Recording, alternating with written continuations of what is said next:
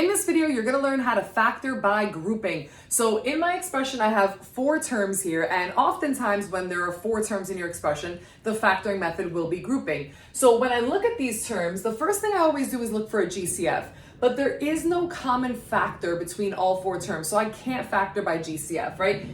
The 12a cubed, negative 9a squared, and negative 3 all have a 3 in common as a factor, right? And the first 3 terms all have an a in common as a factor, but all 4 terms do not have a common factor, so I can't use GCF. I can't pull out a GCF out of all 4 terms. What I can do is group these first 2 terms together and group the second 2 terms together, and I can factor out a GCF from each of these separately, all right? Just as a side note, the way you know that you're gonna be able to factor by grouping is if the ratios of the coefficients, so 12 to negative 9 and 4 to negative 3 are equal. So those 2 ratios are equal. That's a little side note hidden that tells you that grouping is gonna work for this polynomial, all right? So if I look at the first 2 terms only, what is the greatest common factor? The 12 and the negative 9 have in common a 3, and the a cubed and the a squared have a greatest common factor of a squared. So 3a squared is the greatest common factor of just these first 2 terms. So now I'm gonna factor it out in a different color and you'll see why. So let's finish this factoring. To get from 3a squared to 12a cubed, I need another 4a. And to get from 3a squared to negative 9a squared, I need another negative 3, right? So I have factored out the GCF out of the first 2 terms. Now let's go to the next 2 terms. What's the greatest common factor between 4a and negative 3?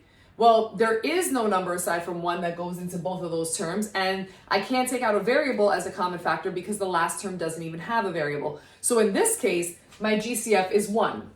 So I'm gonna put plus 1, and now let's finish it off, right? So to get what's in the parentheses, we're gonna divide each term by our GCF. So 4a divided by 1 is of course 4a, and negative 3 divided by 1 is of course negative 3. So what do you notice right away? What you have in the parentheses is the same, right? Look at the blue. So that's your hint that you're on the right track, all right? So that's supposed to happen. So now what I'm gonna ask you to do is factor again, and we're gonna look at this term and look for their GCF. So remember, terms are separated by addition or subtraction. So this is all one term. So if I look at this first term and I look at this second term, what do they have in common? Well, they both have a 4a minus 3. So I'm gonna factor out a 4a minus 3. So let's finish the factoring. To get from 4a minus 3 to this first expression, I would have to multiply it by 3a squared. And to get from 4a minus 3 to the second expression, I would just have to multiply it by 1 plus 1. So the shortcut is you take what they have in common in parentheses and throw that in one parentheses, and then the factors that were outside of the parentheses are together in the other one. But I want you to understand why that happened, all right? And so we're done. These 2 binomials being multiplied together are the factored version of this expression when we factor by group. All right, example number 2, here we go. So we are gonna look at the first 2 terms in this expression and look for their GCF to start us off with our factoring by grouping. And the greatest common factor of 5 and 10 is 5. The greatest common factor of n to the 3rd power and n to the 2nd power is n to the 2nd power, right? That's the greatest number of factors of n that I can take out. The shortcut is you just take the smaller exponent.